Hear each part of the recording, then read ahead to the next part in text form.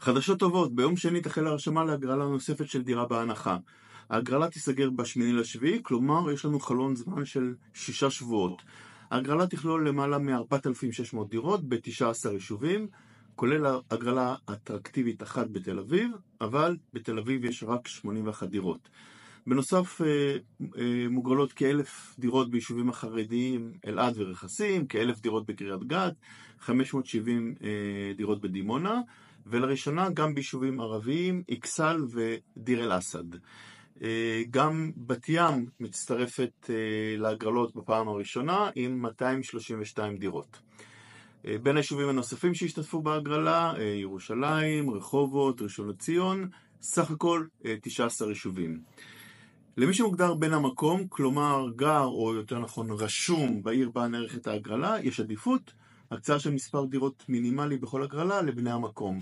בהגרלה הפעם גם תינתן עדיפות של 20% למשרתי מילואים פעילים. אם זאת ההגרלה הראשונה שלכם ואין לכם תעודת זכאות בתוקף, שימו לב שבלי תעודת זכאות לא ניתן להשתתף בהגרלה.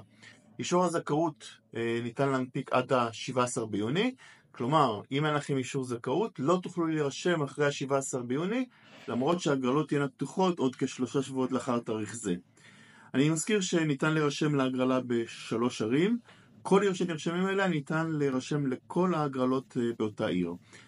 שני היתרונות הגדולים במסלול של דירה בהנחה: א', הנחה משמעותית, אבל לא פחות חשוב, בייחוד לגבי הזוגות הצעירים, זה אין צורך להביא הון עצמי של רבע ממחיר הדירה כמו שצריך בשוק החופשי. ההון עצמי הנדרש תלוי במחיר השוק של הדירות וגם בפרויקט עצמו, אבל ברוב המקרים הוא נמוך משמעותי מרבע ממחיר הדירה. למעשה בפרויקטים מסוימים, כאלו שניתן בהם מענק, ניתן לבוא עם הון עצמי מינימלי של 60,000 שקלים. עם הון עצמי כזה של 60,000 שקלים בשוק החופשי היינו יכולים לקנות דירה של 240,000 ש"ח.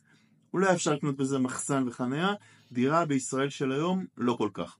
יש גם חסרונות, אחד הבולטים הוא הזמן הרב מהזכייה לכניסה לדירה, זמן שבו צריך להתחיל לשלם עבור הדירה, וכנראה גם משכנתה, אבל במקביל משלמים גם שכר הדירה. זה לגבי פרויקט דירה בהנחה שההגרלה הבאה תתחיל ביום שני. ביום שני גם תהיה החלטת הריבית של בנק ישראל שתקבע גם את ריבית הפריים.